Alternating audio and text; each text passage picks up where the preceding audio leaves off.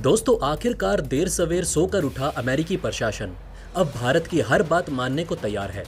बीते दिन वैक्सीन के रॉ मटेरियल को लेकर दोनों देशों के बीच काफी मतभेद रहे और ये विवाद इतना बढ़ गया था कि खुद अमेरिकी सदन को अमेरिकी राष्ट्रपति जो बाइडेन पर दबाव बनाना पड़ा।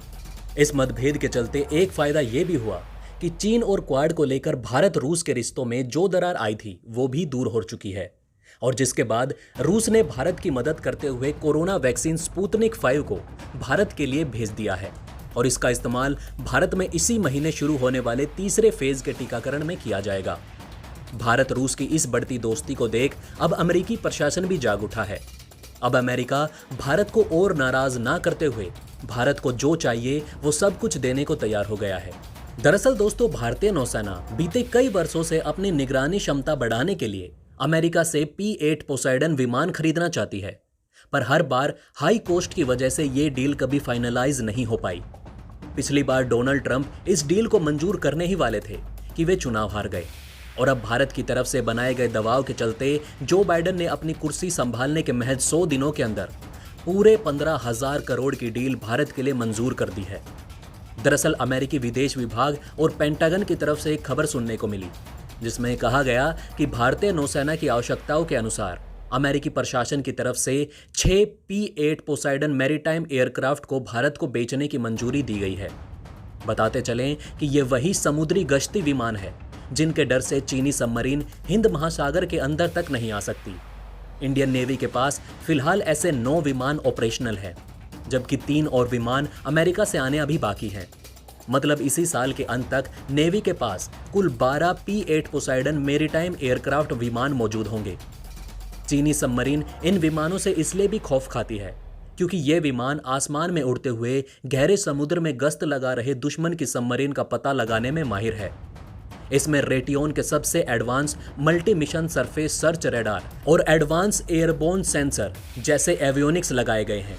ये विमान न सिर्फ निगरानी करने के काम आता है बल्कि जरूरत पड़ने पर यह चीनी सबमरीन पर अटैक भी कर सकता है, जिसके लिए इसके अंदर Mk 55 torpedo water mines, anti submarine warfare, AGM-84 anti submarine Harpoon missile और AGM-84 ER क्रूज मिसाइल तक लगाई जा सकती है। इसलिए अमेरिकी नौसेना इसे समुद्री दैत्य भी कहती है। इन विमानों के आ जाने से भारतीय नौसेना पूरे हिंद महासागर में पैनी नजर रख पाएगी। वैसे दोस्तों, आपको क्या लगता है, चीन को खामोश रखने के लिए ऐसे कितने विमान नेवी में होने चाहिए? हमें अपने विचार कमेंट करके जरूर बताएं। वहीं दोस्तों, एक और बड़ी खबर निकलकर सामने आ रही है। जी हां दोस्तों, रशिया पर एक जबरदस्त अटैक किया गया है और दोस्तों इसे अंजाम दिया है रशिया के ही दोस्त चाइना ने। बताया जा रहा है कि इसमें रशिया को भारी नुकसान झेलना पड़ा है और इसको लेकर जो प्रॉपर आर्टिकल है वो भी दोस्तों हम आपको दिखाएंगे। इसके अलावा क्यों रशिया पर एक फ्रेंडली कंट्री यानी कि चाइना, जिसे रूस अपना दोस्त मानता है, उस पर चीन ने ये हमला क्यों किया और इस पर रूस की तरफ से क्या रिएक्शन आया, उसके बारे में भी दोस्तों हम बात करेंगे। और क्या इससे भारत को फायदा हो सकता है, दोस्तों जानेंगे इन सभी बातों के बारे में, इसलिए वीडियो में अंत तक जरूर बने रहें। तो दोस्तों, ये बात तो हम सभी बहुत अच्छे से जानते हैं कि ऐसा कोई सगा नहीं जिसे चीन ने ठगा नहीं। ये बात हम पिछले 3 सालों से रूस को लगातार समझा रहे हैं, लेकिन रूस के दिमाग में ये बात बैठ ही नहीं रही और अब रूस इसका खामियाजा भुगत रहा है। दरअसल दोस्तों, एक खबर सामने आ रही है और ये खबर काफी बड़ी है।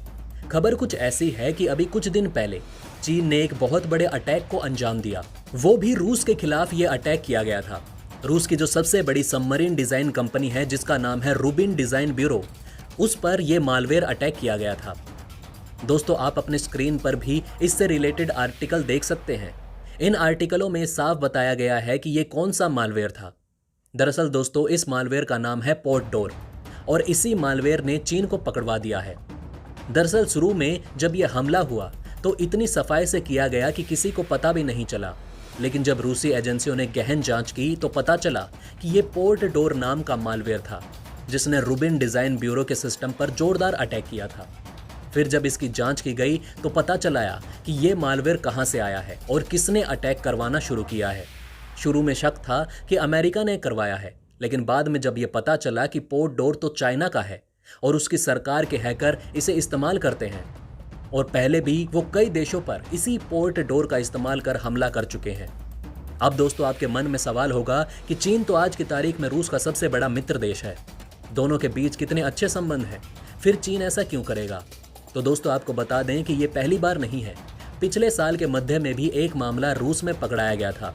रूस के एक बहुत बड़े एडमिरल थे दोस्तों, वो चीन के लिए जासूसी करते पकड़े गए थे और जब ये मामला मीडिया में आया तो उस समय काफी हंगामा भी शुरू हुआ। रूस की तरफ से काफी हंगामा देखने को मिला, लेकिन बाद में ये मामला शांत कर दिया गया और चीन ऐसा लगातार रूस के साथ करता आया है, क्योंकि दोस्तों आपको बता दें कि रूस के पास अच्छी टेक्नोलॉजी है जिसे चीन चुराकर अपने हथियार तैयार करता है। हालांकि दोस्तों अब आपको लग रहा होगा कि इसके बाद रूस को बहुत गुस्सा आया होगा, रूस ने चीन को बहुत खरी खोटी सुनाई होगी, रूस चीन के संबंध तो अब खराब हो जाएंगे।